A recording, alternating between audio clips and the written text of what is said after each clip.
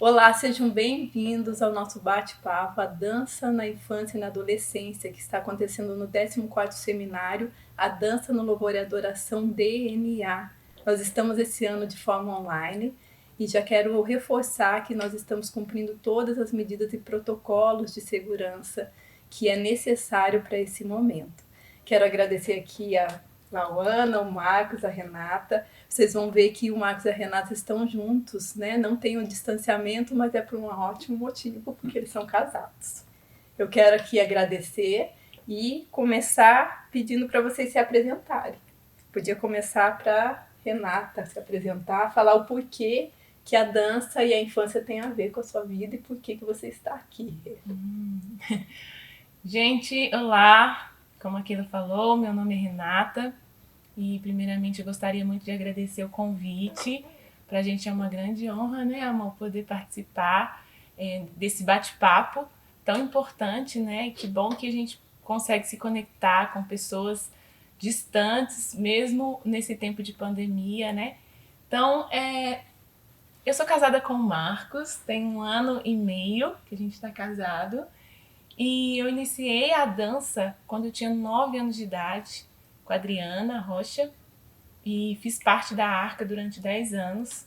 Foi lá que eu aprendi bastante coisa, foi lá também que eu comecei a ensinar com os meus 18 anos, então já tem bastante tempo aí de professora, né? Então depois eu entrei para a faculdade de educação física, nesse interesse todo de aprender sobre o corpo humano, aprender a ensinar. Eu entrei para educação física. Depois eu fiz uma pós de dança e consciência corporal. Foi lá onde a gente começou a conversar, que foi lá onde eu encontrei o Marcos. E a gente foi vendo tudo em comum. E desde então eu tenho, né, assim, me esforçado, buscado capacitação mesmo para essa profissão, né, que é por amor. A gente sabe que nos dias de hoje a gente não consegue enriquecer com a profissão de professor de dança, então a gente faz por amor e a gente tenta fazer o melhor, bem feito mesmo. Então eu trabalhei em ONG durante um tempo, foi aproximadamente 6 anos, onde também eu aprendi muito, trabalhei em escolas e atualmente eu trabalho aqui na fábrica, dando aula para criança, adolescente e adulto, na modalidade de jazz dance. Então eu acho que tem tudo a ver. Eu comecei a dançar na adolescência, eu me converti na adolescência e a dança foi uma ferramenta para mim, para que o Senhor, né, me tocasse. Então, assim, tem tudo a ver. Que bom, obrigada, Rê. Marcos, se apresenta aí pra gente. Então, gente, sou o Marcos, quero agradecer a vocês, né, por ter nos convidado a participar desse evento tão importante. Hoje é o 14º, né, é um privilégio enorme estar participando.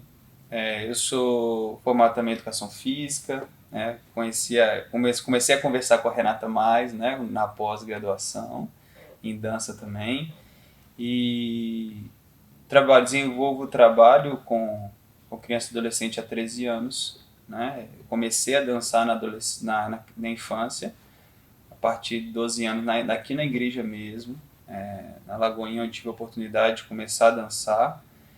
E onde eu comecei a desenvolver meu ministério, onde eu entendi que o meu propósito, né, era levar o amor de Cristo, e eu tinha como ferramenta a dança. Né? Onde foi a época da adolescência, foi quando eu tive uma proximidade ainda maior com Cristo, né, com relação a missões, e utilizar a dança para isso. Então, eu vejo o quanto que é importante a criança, o momento da infância e da adolescência, onde é um tempo que se pode moldar o caráter, né, preparar. Né? Então, eu comecei a trabalhar a partir disso, e hoje, né, trabalho aqui na Fábrica de Artes há 5 anos, 5, 6 anos, e hoje sou coordenador do núcleo de dança, instrutor de danças urbanas para criança e adolescente, e também coordenador da Companhia Macaros. Obrigada, Marcos. Lauana, você pode se apresentar pra gente? Então, meu nome é Lauana, né? Eu quero também agradecer o convite, né? É uma honra para mim fazer parte dessa mesa, né? Então, eu sou casada, eu tenho um filhinho de 1 ano, né? E eu comecei na dança já um pouco mais tarde, né? Só quando eu me converti aos 21 anos. Até então nunca tinha tido contato com a dança, eu sou formada em ciências biológicas, né? Não tem nada a ver com a dança. Mas aí, a partir do momento que eu me converti, né, eu fui me envolvendo com alguns trabalhos na igreja e eu comecei a entender que a dança era um instrumento que eu tinha. Né? Eu faço hoje parte do DNA aqui, né, da Lagoinha Matriz, e a dança tá envolvida na minha vida com a criança, né, tem essa relação, porque hoje eu faço parte do DNA Kids. Né? Tem 2 anos que eu trabalho com o DNA Kids, desenvolvo lá as oficinas com as crianças. Então tá bom. Obrigada, Lauana. Eu gostaria de começar até a gente reforçando que nós trouxemos essa mesa, né, a presença da Lauana, do Marcos, da Renata, porque nós falamos disso dentro da igreja e é importante a gente pensar nas diferentes vertentes que a gente trabalha com a criança e a importância dela. E eu queria começar com a Renata. O que precisa, Renata, na sua visão, os requisitos fundamentais para esse professor artista cristão? O que você acha que ele precisa ter para estar atuando? Bom, eu acho que, a princípio, uma pessoa que deseja ser professor, ele tem que entender essa vocação no Senhor mesmo, entender esse chamado de Deus para a vida dele, de pregar o evangelho enquanto ele ensina, né, enquanto ele leciona. E eu acredito também que a gente precisa falar de questões legais, né? Por exemplo, hoje existe o DRT, existe a faculdade de educação física, a faculdade de dança, a especialização em dança. Então, hoje, se a gente for falar legalmente, você precisa ter uma dessas formações, né? Ou o DRT, que é esse direito de trabalho, né? Carteirinha, que você vai procurar um sindicato da dança aí na sua cidade para poder fazer uma prova prática, apresentar ali uma coreografia, e quem está ali na banca vai avaliar se você está apto ou não a ser professor. E também uma faculdade onde você estuda sobre o corpo humano, sobre didática, metodologia, ali você vai se formar mesmo. Faculdade de dança, educação física, fisioterapia e também a pós-graduação em dança. Mas hoje a gente sabe que no mercado a maioria das pessoas não tem, às vezes, nenhuma dessas formações, né? Às vezes fez balé durante muitos anos, às vezes se formou ali na dança e dá aula e são professores excelentes. Mas hoje eu acredito que não tem uma fiscalização, até porque a dança faz parte da cultura popular, então não tem como, por exemplo, o CREF, né, que é o Sindicato da Educação Física, fiscalizar. E existem essas situações no ambiente do mercado hoje, mas um professor que trabalha com o corpo de uma outra pessoa, ela precisa ter esse cuidado. Vamos supor que ela não teve nenhuma dessa formação, não tem problema, ela está ali trabalhando com o corpo de um indivíduo. Ela precisa ter esse cuidado de entender o funcionamento desse instrumento, que é o corpo do outro, para não lesionar, para não causar nenhum problema. Então, hoje existem cursos de professores, né? Existem diversos cursos de capacitação que a pessoa pode fazer para se capacitar. Ela pode estudar sobre o corpo humano, ela pode entender sobre pedagogia, sobre a forma de ensinar, os meios para que você consiga ensinar para o seu aluno, né? E também, além disso, buscar mais conhecimento sempre. Eu acho que não existe alguém que seja formado numa faculdade e que saia já pronto para ser professor de dança, até porque a gente tem apenas 6 meses ali daquela matéria, né? E também não existe aquela pessoa que tem um DRT e que em uma prova já está apto a ser professor. O professor ele tem que estar em constante aprendizado, isso mesmo. E sempre se capacitando. E nunca pensar que ele é o detentor do conhecimento a ponto de não precisar ser aluno mais. Ele tem que sempre ter esse coração ensinável de entender que quanto mais ele aprende, mais ele precisa aprender. E também, se eu estou dando aula de uma modalidade, eu preciso vivenciar aquela modalidade no meu corpo. Então, eu preciso procurar fazer uma aula também daquela modalidade que eu ensino, para que a gente realmente tenha essa influência sobre a vida do aluno de forma positiva, sem traumas, a gente precisa de estudar, se capacitar. E existe um mito também, né? Eu dou aula de baby, né? De crianças pequenininhas. Existe um mito que porque é criança não precisa, né? Porque criança é tudo mais simples, criança, né? Então existe esse mito mesmo que a gente vê, e a gente vê muito isso na área profissional, a gente vê muito isso. De professores que porque fizeram, talvez, são bailarinos, eles acham que são capacitados. E a pedagogia nesse aspecto entra muito forte nesse sentido, né? Muito forte. E aí eu queria perguntar para a Lauana, porque uma coisa é escola. A outra coisa, quando você fala contexto igreja, que a maioria começa, e eu acho que existe o lado válido, que as pessoas começam porque elas se despertam ali através da igreja, igual o Marcos falou, mas o que a gente faz a partir disso? Porque todos são voluntários, né? Muitas vezes existe essa limitação mesmo, tanto de informação quanto de saber que tem que buscar, né? E tem mais uma coisa também, muitas pessoas não têm nem aptidão, precisa, tá? É necessário, e quem que vai estar aqui? Então os dispostos que vêm e começam a fazer. Então qual que é a tua visão disso e o que fazer a partir disso, Lauana? Acho que tem muito a ver também com o que a Renata falou, né? Que essa questão assim de você entender, né, o que você está fazendo ali da sua vocação e o que você vai desenvolver com aquelas crianças, de mudar o conceito, a essa mentalidade de que com criança a gente pode fazer de qualquer jeito, né? Principalmente na igreja. Se no contexto de escola já existe isso, imagina na igreja, que nem você falou, muitas vezes tem gente que não tem a aptidão, caiu às vezes de paraquedas ali com as crianças, e as pessoas acham que pode fazer de qualquer jeito, pega uma coreografia ali e faz para apresentar no Dia das Mães e acha que é só isso. Só que a gente pode desenvolver muito mais, né? Então, da mesma forma como um professor numa escola, a gente, na igreja, a gente também tem que buscar essa capacitação, né? Porque, que nem a Rê falou, a gente precisa entender, porque principalmente com criança, cada criança tem uma limitação por conta da idade, né? Cada faixa etária a gente precisa desenvolver algumas atividades para desenvolver, coordenação, essas coisas. Então a gente precisa ter um mínimo de noção, né? Para poder fazer com que o trabalho no Ministério Infantil seja produtivo, que não seja algo só para passar tempo, né? Às vezes, que nem a Bel costuma falar, da dança como um enfeite, né?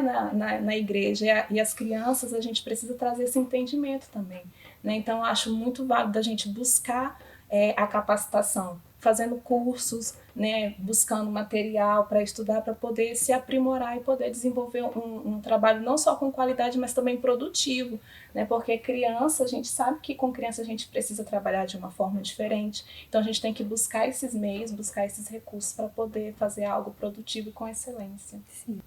Então, baseado naquilo que a Lauana falou, não deixe de se capacitar, né? Você que né, que está nos vendo, que é de igreja, que tem esse chamado, que você sente isso no coração, busque se aprimorar para fazer isso com mais excelência. A gente fala tanto de excelência dentro da dança e isso está englobado também, né, essa capacitação. E eu queria ver com o Marcos, perguntar para ele, na verdade, qual que é o papel do professor cristão na vida da criança, seja a escola, seja a igreja, como que é, Marcos? Nossa, gente, eu acredito que o professor, é engraçado isso, que a gente vê no nosso dia a dia como professor aqui, que muitos pais chegam pra gente e falam assim, não, ele te ouve mais do que a mim. Realmente tem mais voz às vezes que o pai, porque às vezes o pai tá todo dia ali, né, e a gente como professor, a gente não é que educa a criança, mas a gente tem uma parcela que, tipo, de ajuda, Você né? vê um referencial, né? Exatamente. A gente se torna um referencial para a vida da criança e do adolescente, né? Quando se faz, né, bem feito, né, e tudo, ele se torna um referencial de tal forma que ele vai te ouvir mais muitas vezes que o pai e a mãe. E nós, como professores, a gente tem que ter esse olhar e ser mais intencionais naquilo que a gente vai fazer. Intencional na questão do ensino, né? Na hora não só ensinar a técnica, em si eu vejo muito isso. A técnica é super importante, né? Os alunos vêm para aprender a técnica, mas o professor não fica só preso nisso. O professor, ele ele tem ele tem que ter esse olhar de influenciar a criança, adolescente para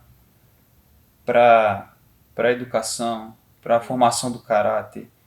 Então, o que acontece? E nós, como cristãos, a gente tem que ter esse olhar, mais apurado ainda, porque é o momento, a sala de aula, no dia a dia, é o momento onde a gente coloca, né, a gente ensina, a gente educa, a gente coloca os princípios e valores para elas, né?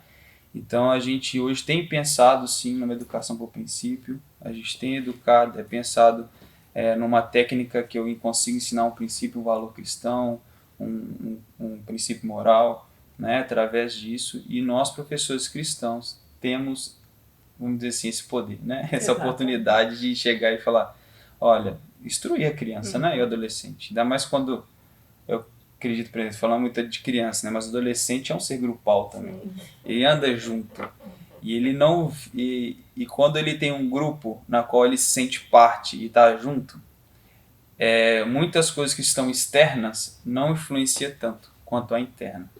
Então é engraçado que eu vivi isso, meu irmão comentou isso comigo um dia que eu achei muito interessante. Ele falou assim, ó, meu irmão foi da rede adolescente também, fez parte do teatro, e ele falou uma coisa que eu achei super interessante. Ele falou, olha, eu não sentia necessidade de ter tanta amizade na escola, principalmente das pessoas que faziam as coisas erradas e tal, porque eu tinha minhas amizades da rede, eu tinha minhas amizades do meu grupo. Então eu fui muito mais influenciado pelo meu grupo do que por fora, então no sentido da necessidade, né? Não fechar as pessoas, adolescentes, numa bolha, mas procurar um grupo que vai influenciar para o lado de Cristo, né? E eu acho que o papel da igreja está aí, nós também como professores cristãos, entende? Então tem esse papel, a gente tem esse papel. Eu acho que tem duas coisas muito legais que você falou. Uma é a questão, que é o que eu trabalho muito, que é entender, você está formando a criança como cidadã. E eu sempre tenho esse olhar com os meus alunos, porque a gente fica 2 horas, 3 horas no máximo com a criança em sala de aula. Se ela não tiver ganhos na vida dela, eu acho que meu trabalho está mal feito. Né? E aí, dentro disso, você falou outra coisa muito interessante, que é a questão de como ela se manifesta. Quando a gente está trabalhando com o corpo dela fala. Né? Então a gente tem um privilégio, muitas vezes mais do que um professor de sala de aula, não que eles não tenham, mas porque a gente tem um tempo e crianças em situação não na igreja, mas principalmente no contexto de escola, são crianças, o número de crianças é reduzido, então a gente consegue ler essa criança. Então a responsabilidade que a gente tem nisso, de poder intervir, de poder talvez se comunicar com esse pai também, de algo que essa criança está pedindo socorro, eu vejo que é um papel nosso também, e ele é muito importante. Né? Em caso de crianças e igreja, a gente sabe que as situações são inúmeras. Quantas crianças chegam, às vezes, ou ela fica mais isolada, né? Então tem algumas coisas que até a gente estuda, que a gente pode perceber na vida da criança. A criança que era muito quietinha fica muito agitada, a criança que era muito agitada e de repente ela se isola. A gente não tem que agir como se fosse normal isso, mas tem que perceber ela como indivíduo mesmo, né? O que a gente pode beneficiar na vida dessa criança. E aí, baseado nisso, queria perguntar para a Renata qual que são esses benefícios. Eu sei que a gente já falou alguns aqui, mas o que você entende que ainda tem de benefício na vida da criança e do adolescente quando ele tem contato com a dança? Bom, você estava falando desse espaço que a gente tem para conseguir enxergar a criança, entender a criança, ver se ela está passando por alguma coisa mais difícil e a gente poder intervir. É interessante que antes a criança era vista como um ser que não podia se expressar demais, não podia falar, não fala porque você não sabe de nada, você é criança ainda. Como se fosse mesmo uma folha de papel em branco, sabe? E hoje a gente já tem essa outra visão. E a própria palavra nos ensina a ser como crianças. Então, eu vejo que essa aula de dança que a gente tem, a oportunidade de ter com as crianças, é um momento que a gente precisa deixar ela se expressar, deixar ela falar, sabe? Deixar ela imaginar. Ela é muito criativa. A criança, ela fantasia, ela vai para o mundo de faz de conta. E eu acho que também é essa oportunidade de deixar a criança se expressar. E aí os benefícios da dança para o ser humano são inúmeros.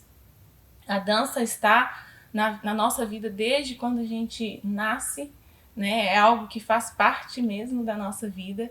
Então, quando a gente ainda tem a oportunidade de sistematizar isso, eu vejo que são inúmeros os benefícios, né? A dança, ela é uma atividade física, então a gente tem a questão da liberação de hormônios que trazem essa sensação de bem-estar fisiológico e físico também. A gente tem a oportunidade de conviver, a criança tem a oportunidade de conviver, de dividir, de brincar, de compartilhar. Então, essa questão da socialização também é maravilhoso. A timidez dela melhora, né? Porque ela precisa se expor, ela precisa subir num palco, às vezes, ela precisa subir num púlpito e apresentar. Então, essa sensação de autoconfiança mesmo aguça mais, né? Porque ela vai mostrar ali tudo que ela aprendeu. A dança é arte, então ela consegue se expressar, consegue colocar suas emoções para fora. Às vezes é uma criança muito tímida que não fala. Na dança ela vai conseguir colocar para fora. E é cultura. Então a gente consegue inserir a criança no ambiente que ela está, consegue ensinar para ela de onde ela veio, onde ela pode chegar, mostrar para ela as diferenças das culturas que existem. A dança que a gente faz aqui, ela veio de onde? Qual a origem dela? Qual a história dessa dança? Então, além de tratamento, né, de ansiedade, depressão e por aí vai. São inúmeros os benefícios. E para a criança e para o adolescente é fazer parte desse processo de formação, como o Marcos falou, na questão do caráter. É um momento que você pode ensinar princípios, que você pode ensinar a palavra. Então é maravilhoso demais. Tem muitos benefícios. Eu já tive relatos, você deve ter tido também, de criança que não... Era uma frustração para o pai, porque, principalmente nesse contexto igreja, que ensaia, é Dia das Mães, e aí quando chega lá na frente, a criança começa a chorar. E aí foi através da dança, eu tenho algumas alunas que foi através da dança que ela começou. Então eu lembro da alegria dos pais virem me relatar o primeiro Dia das Mães que a criança, depois de um espetáculo, né, geralmente é depois de um espetáculo, que ela conseguiu e ela fez. E hoje é a que toma a frente das outras crianças. Isso é muito legal, né? Entre muitos outros benefícios. Vou te falar uma coisa. A Renata tem dentro do trabalho dela, no TCC, dela falando sobre os benefícios, né? Uhum. E a que ela trabalhava, a gente conversou com o coordenador, ele falando assim que 100% das crianças depois começaram a ter o contato com a arte e com a dança na ONG, depois que entrou, tiveram 100% de aprovação na escola. Olha, que legal. O que era 70% a 60%, passou para 100%. Nossa, né? Todas as crianças passaram. Então isso é sensacional. Exatamente. Não é só ali, né? Não é só a dança em si. Exatamente. É tudo, como trabalhar como cidadã mesmo. Existe todo um benefício em cima disso. Eu acho que entra a questão da autoconfiança, né, delas entenderem que elas podem. Isso entra muito na individualidade de cada um, né? De superar limitações. Isso é muito legal. Acaba refletindo em todas as áreas da vida dela, Sim. né? Que não se limita só ali à dança, né? Exatamente. E esse é o papel, né? Eu acho que o principal papel da arte, da dança, é isso mesmo, né? Levar para a vida. E aí, dentro disso, eu sei que tem muitas coisas boas, né, que a gente pode falar, mas existem os desafios também. E aí eu queria começar com a Lau, falando desse contexto igreja, quais são os desafios que você vê dentro do contexto que você trabalha? Os desafios são inúmeros, né? Mas, assim, eu acho que um desafio que eu posso citar, que eu acho que é a realidade da maioria das igrejas, é que, diferente de uma turma numa escola, onde a gente consegue ter um número reduzido de crianças, na igreja, muitas vezes, a gente tem várias crianças, né? E a divergência de faixa etária, muitas vezes, é muito grande de uma criança para outra. Às vezes, no mesmo grupo, a gente tem crianças de 4 e crianças de 10 anos, né? Então, muitas vezes, o desafio está aí, né? De trabalhar com isso. Né? E aí que entra aquela questão que a gente falou lá no início, de buscar ferramentas, de buscar meios para poder superar esses desafios. Né? Então, eu acho que dentro do contexto de igreja, esse talvez seja um maior desafio nas igrejas, né? Porque a gente muitas vezes só tem um horário para ensaiar com aquelas crianças, então a gente tem que dividir a turma e buscar meios para poder lidar com esse tipo de desafio. Qual que você acha que seria uma sugestão, assim, da questão da faixa etária?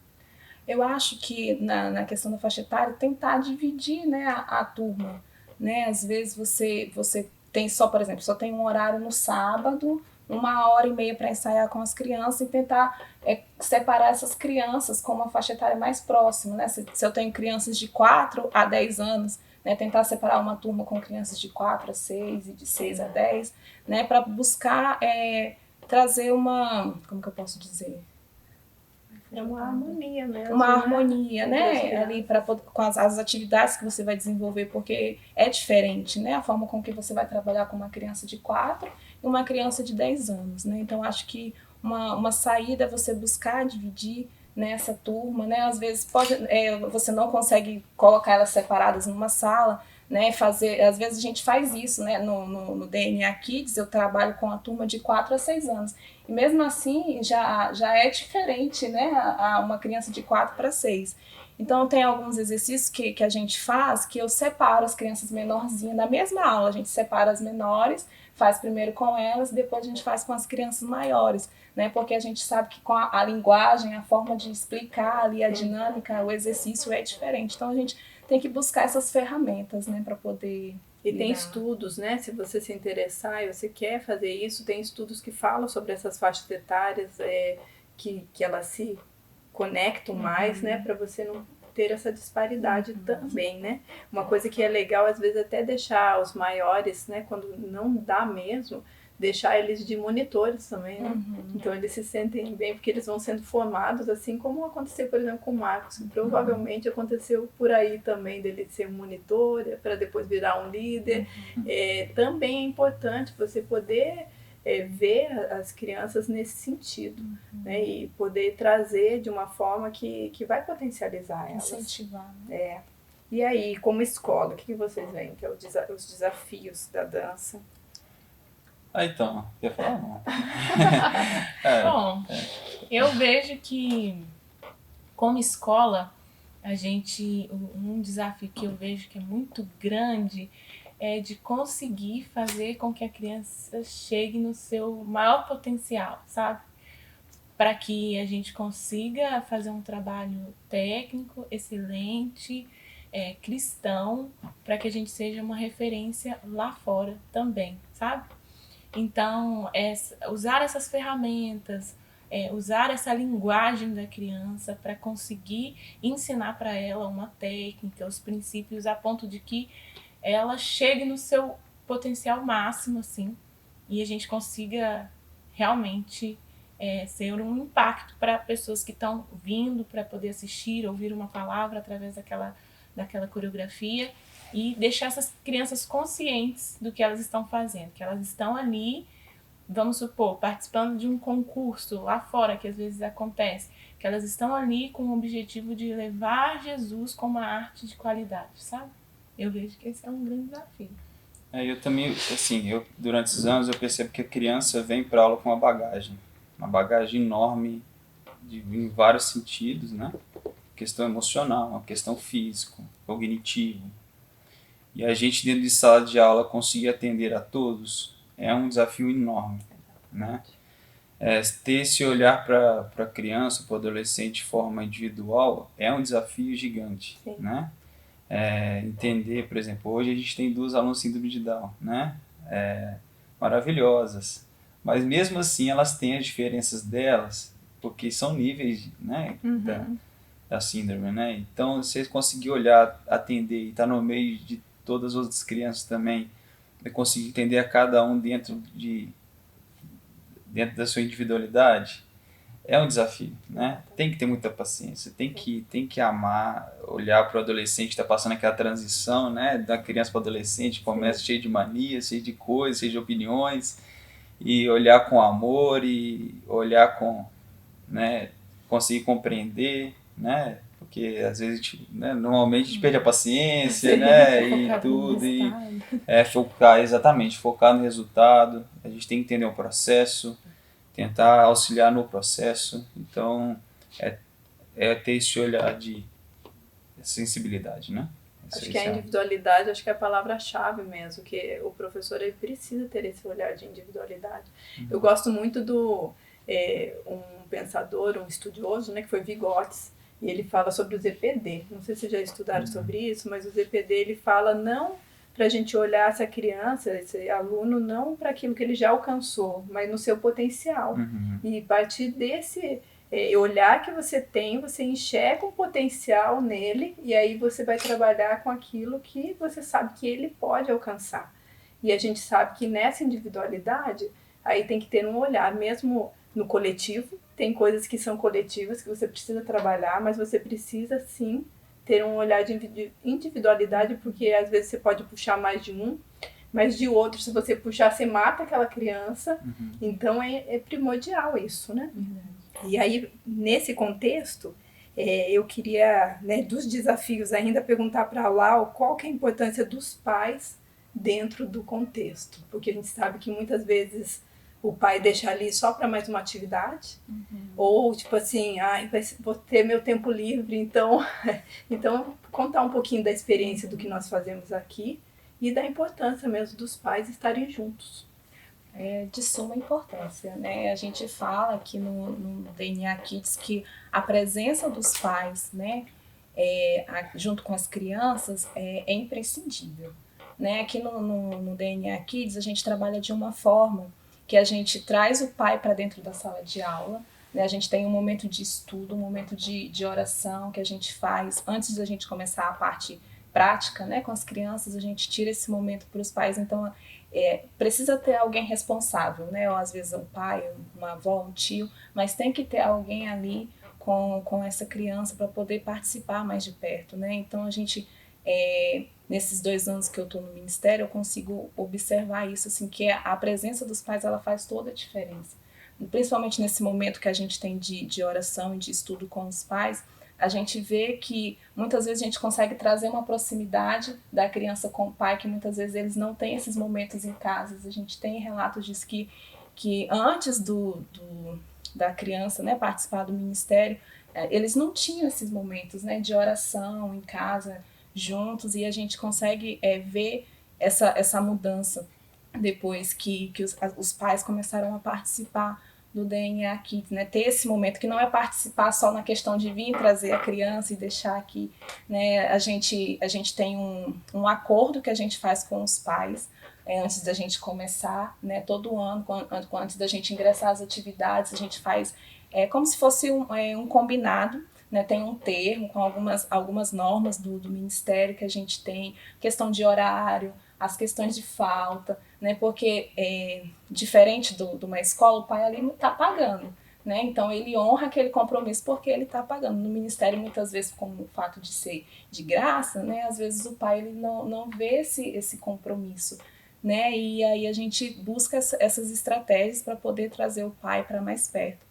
E a gente consegue ver que assim, o Ministério Infantil ele é um ministério de família, porque através da criança a gente consegue alcançar a família, a gente consegue alcançar. Eu falo que o Ministério Infantil, né, o Ministério de Dança, é uma ferramenta de evangelismo, né, porque às vezes a criança vai fazer uma apresentação na igreja e convida alguém que não é cristão, que não é convertido, e aquela pessoa consegue ser alcançada porque ali vai ouvir uma palavra, né? Então, assim, esse envolvimento da família no Ministério Infantil eu acho que é imprescindível, né?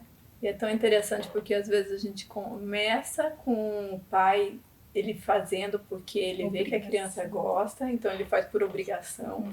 E depois de um tempo ele fica tão engajado no ministério, né, no DNA, que ele vira parceiro. Isso tem sido de muito testemunho também, né, Lau?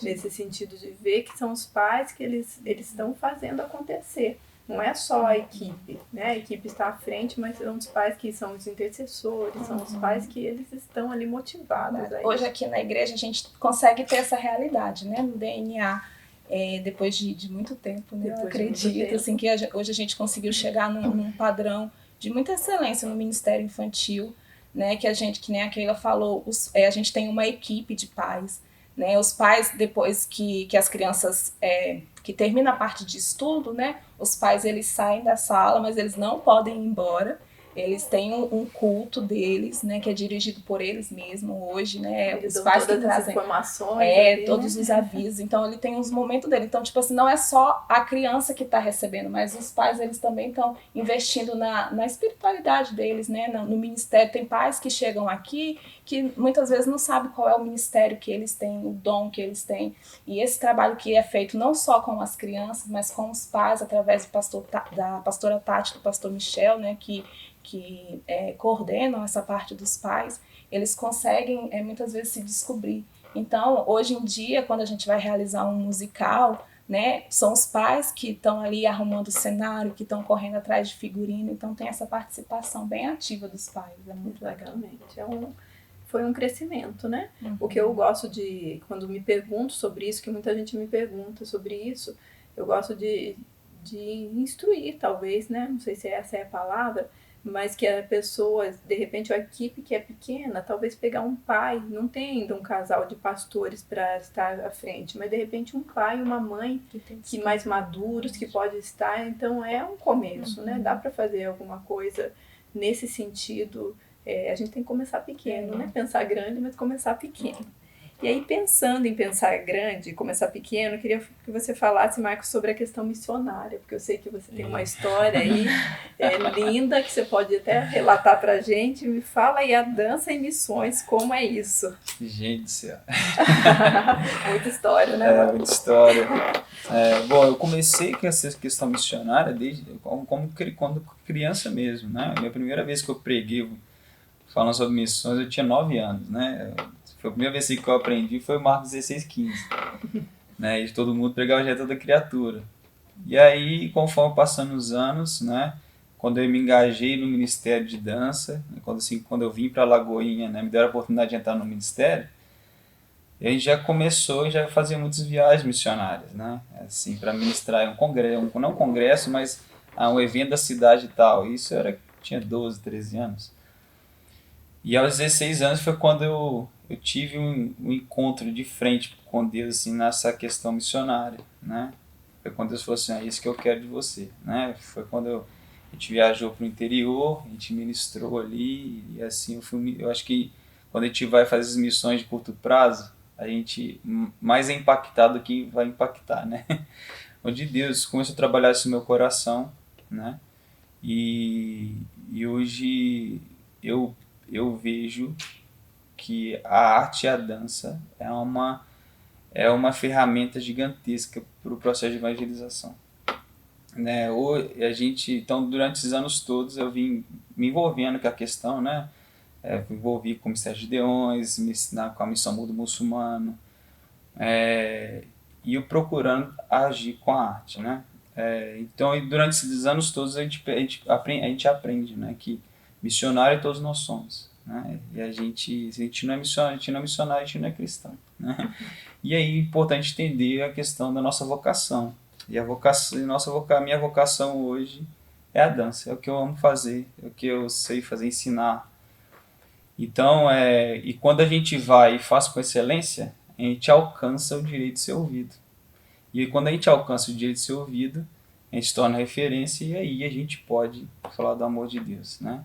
Aqui no Brasil a gente consegue falar de uma forma mais livre, mas se eu for para um país fechado para o evangelho, um país muçulmano, ou uma comunidade muçulmana, hindu, seja o que for, eu consigo aos poucos, né, levando o evangelho, né, levando Cristo, né? Então, hoje eu falo assim com os professores, né? Com quem eu passo, hoje com o pessoal da companhia, eu falei, gente, se a gente não tá para levar o amor de Deus, não levar de fato Cristo, a gente não tem um porquê, né? Não tem um porquê estar aqui, né?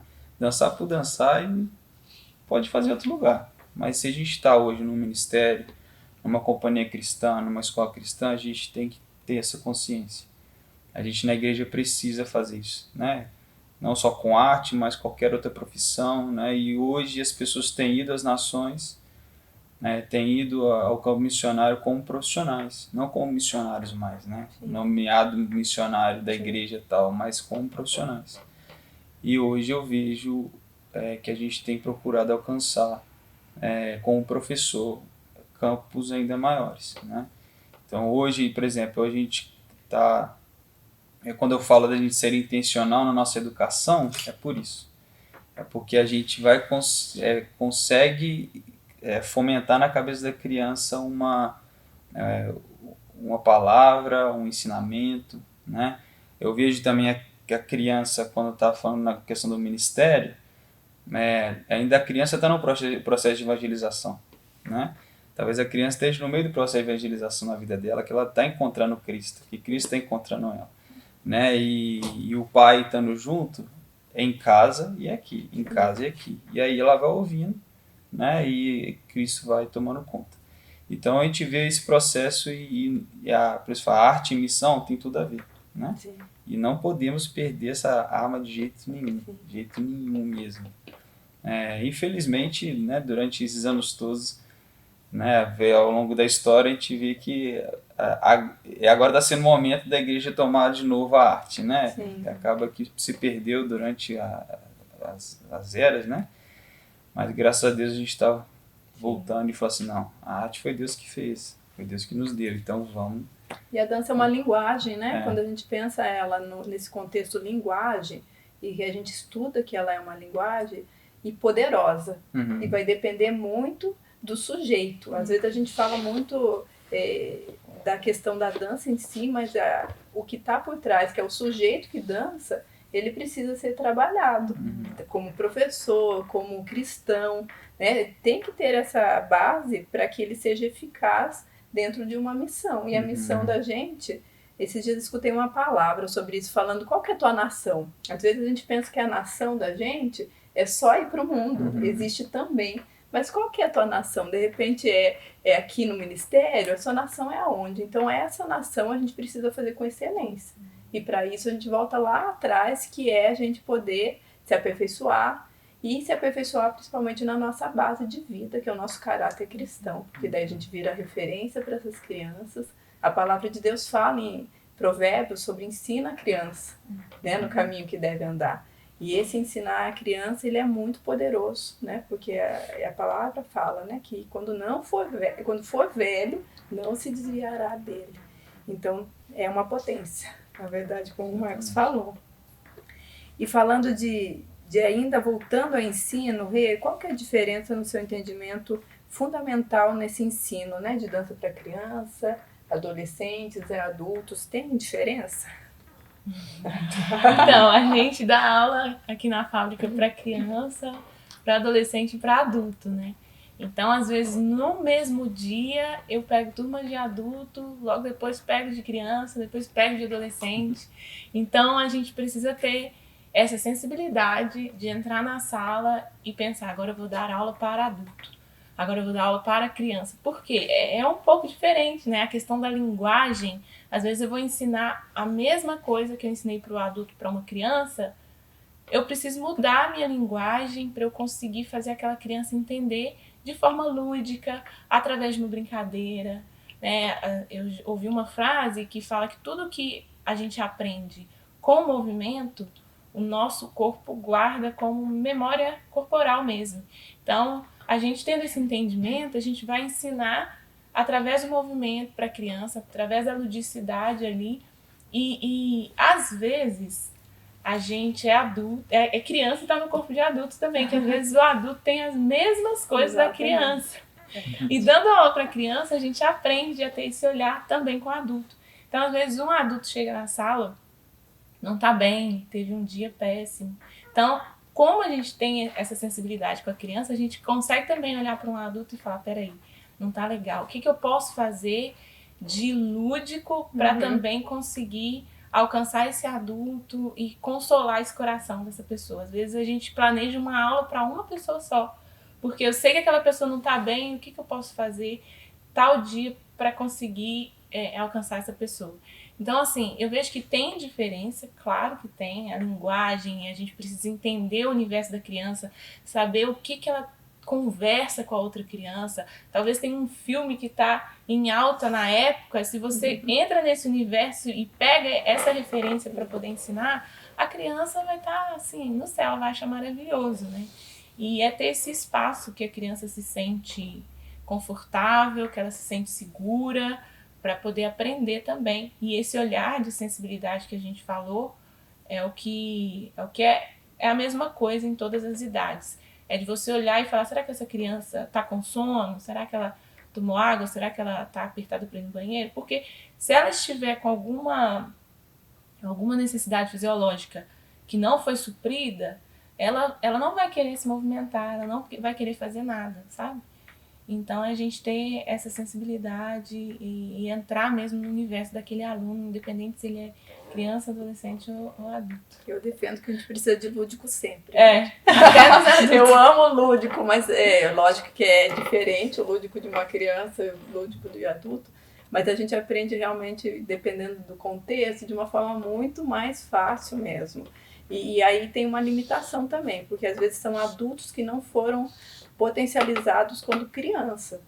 Então, querendo ou não, a aprendizagem motora deles às vezes é mais desafiadora do que uma criança, Verdade. porque são adultos que eles não têm noção de corpo. A criança, ela ainda está em construção. Mas o adulto, né, às vezes já está ali, né, fechadinho, não que seja... hoje em dia, graças a Deus, não existe mais essa cultura que dança tem que começar só na infância, porque quando eu comecei, realmente, eu comecei com 10 anos e eu comecei velha, na verdade. Era uma cultura que existia na época, não sou tão velha assim também, gente, mas realmente era uma cultura da época. E hoje não, né? Graças a Deus não existe mais essa limitação, mas existe muito o olhar mesmo desse professor e de como que ele vai acolher, né? Tanto essa criança, esse adolescente. Esse acolhimento eu acho que ele é chave, né? Para a gente conseguir ter esse processo bom na vida da criança. Porque se a criança realmente, igual você falou, ela não se sente parte, não se sente acolhida, você não vai ter um bom resultado com ela. Você vai fazer o que for. Se ela não se sente em casa e protegida dentro da sala, ela não vai conseguir, né? E aí eu queria voltar lá no início que o Marcos falou sobre dança com princípio, por princípio, né? Explica pra gente aí o que você acredita nessa dança por princípio, o que ela é e como que você trabalha ela. Então, eu tenho 13 anos que eu leciono, né? Desde meus 18 anos eu comecei a lecionar numa ONG e como a gente pensou sempre nessa área missionária, como que eu vou educar a criança, né? Passar aquilo que a gente está aprendendo sobre Cristo. Então, isso veio uma coisa no meu coração durante esse tempo, tipo assim, como que eu posso ser mais intencional na vida da criança, né? Como que eu posso ser mais intencional no momento da aula, para que ela possa aprender alguma coisa além da dança, né? Então, nesse tempo de pandemia, a gente ficou mais em casa, né? Teve um momento mais para pôde fazer coisas que a gente não conseguia fazer no dia a dia. E eu falei assim, por que a gente não sistematiza isso, né? Então, eu e o Renato vem durante esse tempo, já pensando num sistema mesmo, metodologia de ensino, através de princípios. Então, a gente pega técnicas da dança, a gente pega técnicas específicas do jazz, do hip hop, entre outras danças, ou da dança em geral, e a gente consegue colocar os princípios em cada técnica. Então a gente já tem esquematizado isso, né? A gente tem processo de estruturação, acredito que até em janeiro vai estar tudo certinho, para poder disponibilizar também essa questão dessa metodologia nossa, que aí toda a nossa metodologia, toda a nossa técnica está baseada dentro de um princípio. Então tem a forma de ensinar, a forma de trazer durante a aula. Então a gente tem feito isso e logo, se Deus quiser, vai estar aí para todo mundo. É legal isso porque, primeiro, uma das coisas importantes que você falou aí é baseado na técnica, né? Eu acho que esse equilíbrio também é um desafio que o professor tem, porque às vezes ele é um professor cristão, seja falando de contexto igreja ou não, e aí a coisa fica desequilibrada. Ou ela fica muito baseada só em princípios, ou ela fica muito baseada só em técnica. E esse equilíbrio, para a gente ser eficaz, é fundamental, porque as duas coisas são importantes. É importante você, sim, colocar o princípio, a gente está falando sobre isso desde o começo, mas é importante a técnica. E para isso exige estudo. Quanto mais a gente se aprimora em alguma coisa, mais estudo se exige para que a gente faça com excelência. É isso, gente. Eu queria agradecer vocês muito. Foi muito produtivo. Eu espero que quem esteja aí assistindo também receba. Procure a gente se for necessário. Eles têm Instagram, né? Então aí nas redes sociais. E para terminar, eu queria as considerações finais, começando da Lauana. O que você pode considerar aí, falando para professores, para quem faz parte desse contexto igreja, ou para futuros, né? Às vezes a pessoa ainda não aconteceu, porque ela às vezes tem um sonho e ela acha que é muito improvável. Então, o que você poderia falar aí, Lau, para a gente encerrar? Eu acho que, como a gente já falou aqui, a gente precisa entender, né, antes de tudo, assim, qual é, né, a nossa vocação, aquilo que Deus quer, né? Por exemplo, no meu caso, eu nunca imaginei que eu fosse trabalhar com criança, e depois de um tempo fui entendendo, fui percebendo Deus me direcionando para isso. E muitas vezes a gente acha que a gente não tem jeito para trabalhar com criança, né? Às vezes realmente a gente não tem. E é aí que entra essa questão de você buscar, né, ferramentas, de você... É o que a gente já tem falado aqui, repetido muito, porque eu acho que essa é a parte chave, né? A gente buscar essa capacitação. Porque principalmente dentro da igreja a gente sempre acha que a gente pode fazer de qualquer jeito, né? Então, assim, é de buscar, né? Se você entende que é isso que Deus quer para você, se é isso que Deus está direcionando para você, né? Então, busque, né, ferramentas, busque informação, busque conhecimento a respeito, né, para que você possa fazer algo com excelência e fazer algo produtivo, né? Obrigada, Lau. Marcos, suas considerações finais. Complementando o que ela está falando, né, além de buscar o conhecimento, que é algo super importante, que é algo acho que é fundamental, né, para que a gente saiba trabalhar bem, até para ser excelente no que a gente faz, né, para alcançar o dia de ser ouvido. Os professores precisam ser mais intencionais. A gente, assim, eu desafio, né? Eu desafio que você procure ser mais intencional, seja você na sala de aula com o seu aluno em escola, né? Você é um missionário, você é uma pessoa que tem um dom que Deus colocou na sua mão, que é poderosa e que precisa se usar para a pregação do Evangelho. Então, meu desafio é que você seja intencional em tudo que você faz. Seja intencional. Não seja uma mera aula. Né? E também a pessoa, por mais que às vezes não tenha tanto conhecimento, né? Às vezes tem um grupo de criança no meio onde você estiver, né?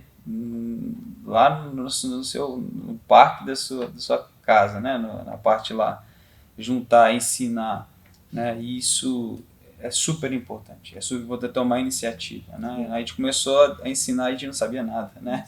Mas tinha vontade. E dar o primeiro passo é super importante, né? Valorizar isso. Sim. A gente tem que valorizar, né? Esses começos e o que mais importa, né? É ser intencional em tudo que você faz. Obrigada, Marcos. Nossa, gente, difícil, que agora eu vou complementar, né? Assim, eu assino embaixo tudo que eles falaram. E eu acho que talvez o que complementaria é dizer para você que sente no seu coração de trabalhar com criança, você que está na igreja, às vezes sente essa vontade, estude, busque conhecer, busque se capacitar para exercer essa função. E se você vê que isso realmente é algo que Deus separou para você, sabe, se especialize nisso. E se você por acaso for dar aula em uma escola para criança, lembre-se que você está ali, como o Marcos falou, como um missionário mesmo, porque todos nós temos esse chamado missionário. Então, esteja ali dentro, fazendo um trabalho de excelência, levando esses princípios cristãos mesmo, de fato, seja uma referência para sua criança, a ponto que ela possa crescer e falar assim, olha, eu tive um professor de dança que me marcou, sabe? Então, seja essa pessoa mesmo, busque em Deus saber ao certo se é isso realmente que o Senhor tem para você, e só vai. Muito obrigada, gente, mais uma vez. Obrigada a você que está nos assistindo e que tenha sido bênção. Deus abençoe.